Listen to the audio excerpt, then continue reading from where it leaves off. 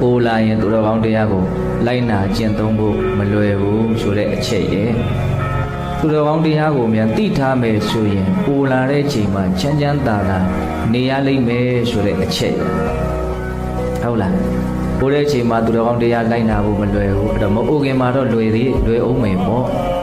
စံကျင်ပဲလေးတွေစဉ်းစားနော်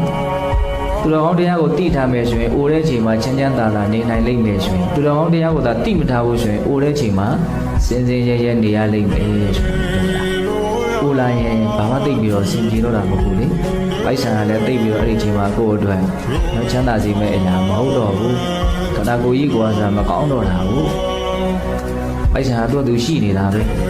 ကိုမိသားစုအတိုင်းဝိုင်းကကိုယ့်ကိုချစ်တဲ့လူကတော့သူရှိနေတာပဲဒါပေမဲ့လို့ကိုယ်မှာတော့အစင်မပြေမှုတွေကဖြစ်နေတာပဲဟုတ်လားအဲ့ဒီအချိန်မှာကိုကသူတော်ကောင်းတရားကိုသာသိထားမယ်ဆိုရင်အဲ့ဒီအတိလေးနဲ့ငြိမ်းငြိမ်းအေးအေးချမ်းချမ်းသာသာတတ်တော့တတ်တာဘုံဘုံတို့နေလို့ရတယ်ဒါကြောင့်အနာဂတ်ဆိုရင်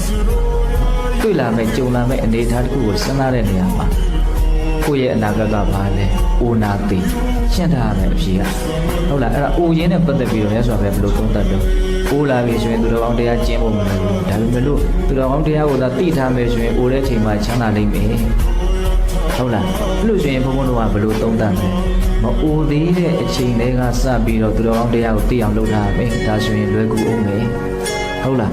မအိုသေးတဲ့အချိန်တွေကစပြီးသူတော်ကောင်းတရားကိုသိထားအောင်လုပ်ထားမယ်ဆိုရင်အိုလာတဲ့အချိန်မှာလည်းပဲဘာမှမကြောက်မကြမတောင်းမတစိတ်ချလက်ချအေးအေးဆေးဆေးဘုန်းဘုန်းတို့နေနိုင်ခွင့်ရှိမယ်။အိုခြင်းဆိုတဲ့အနာဂတ်နဲ့ပတ်သက်ပြီးတော့ဒေသနာနဲ့အညီဘုန်းဘုန်းတို့စဉ်းစားကြည့်တာပေါ့နော်